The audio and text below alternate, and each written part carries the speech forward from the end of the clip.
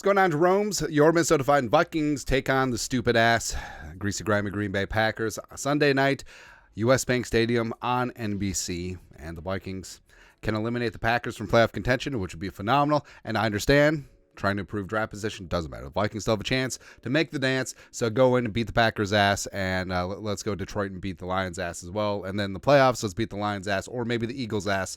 Doesn't matter. Nobody, it doesn't matter whose ass we're going to whip it. But first injury report for the Vikings and the Packers came out on Wednesday. For the Vikings, it was a walkthrough, so it was estimated participation. You had 6 DNP'd. So Jordan Addison with that ankle, which Kevin O'Connell did describe as day-to-day. He dinged it up, chasing down the defender after one of Nick Mullins' 4 interceptions. Great. But could potentially return in time for Sunday.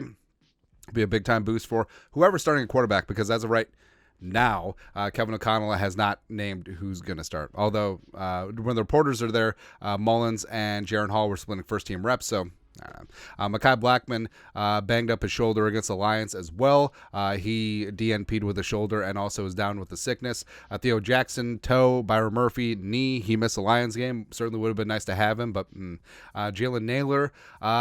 Jalen Nailor's been out of action since suffering a concussion against the Raiders a number of weeks ago. That's starting to get concerning. Jaquelin Roy. So I love me some Jaquelin Roy. The Vikings need to have dudes along the defensive line who can penetrate and get something done. And this is how the Vikings are running this season. Number one, Jaquelin Roy played 10 total snaps against the Lions. 4 on defense, 6 on special teams, and now he's down with an ankle injury, which is just great. Fantastic, man. 4 estimated as limited. Another defensive lineman, Sheldon Day, the veteran. Troy Dye with a wrist. Madison, who played 5 snaps against the Lions. Ty Chandler was clearly RB1 in that spot, but he was limited with an ankle. Harrison Phillips was limited last week with a back issue, but he did play against Detroit. And then 2 back at full, Ivan Pace Jr., which, Pace Jr. is perfectly fine. And then Brian O'Neill, who has been missing time with that ankle, return to full. So it's a good sign there. But like we said, it was just a walkthrough, an estimation. Thursday and Friday, obviously, the more important practice days.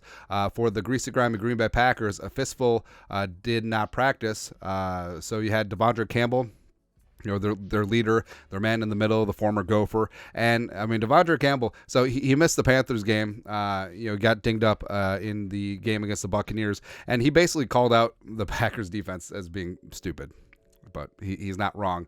Joe Barry, not so much. Elton Jenkins, DNP'd with a shoulder knee. He played every single snap against Carolina. This time of the year, with veteran guys, it's usually a lot more like maintenance, especially on veteran maintenance and rest days, especially on Wednesdays. But something to watch for. Christian Watson has had that hamstring, has been dinged up, DNP'd. Datavian Wicks, a receiver and return man, DNP'd with a chest ankle injury, and a whole bunch of Packers limited, but I expect all of them to go on Sunday. Dylan and Aaron Jones, Kingsley Egnarbe, Luke Musgrave's coming back off of injured reserve after it had that lacerated kidney. Jonathan Owens, Mr. Sabone Bryles, so he limited with the knee, but he'll be fine.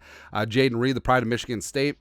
Savage in there, Rochelle, Tadaro Slayton, the pride of Florida, which I love Tadaro Slayton coming out of Florida, man, but I don't know.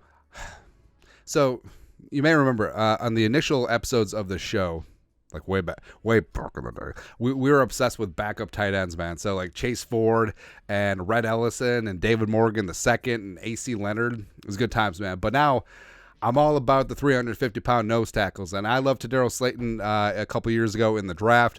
I love me some Tavondre Sweat, but, doesn't matter. Quay Walker's going to be fine. Actually, I want Quay Walker to play because he's a good player, but he also makes very stupid mistakes, and that certainly could benefit us. So that's it. Basically, the Wednesday practices are sort of whatever this time of year, but notable lookout for Thursday, see who DNPs, see who is upgraded or potentially downgraded, and then we'll get the designations on Friday. But that's it. First, Vikings-Packers injury report ahead of the Sunday night showdown. Let us know your thoughts and our thoughts in the comment section below. Subscribe for daily Vikings takes. Want to support the work? Put a little something in the Venmo, but next time, Skull Production Value.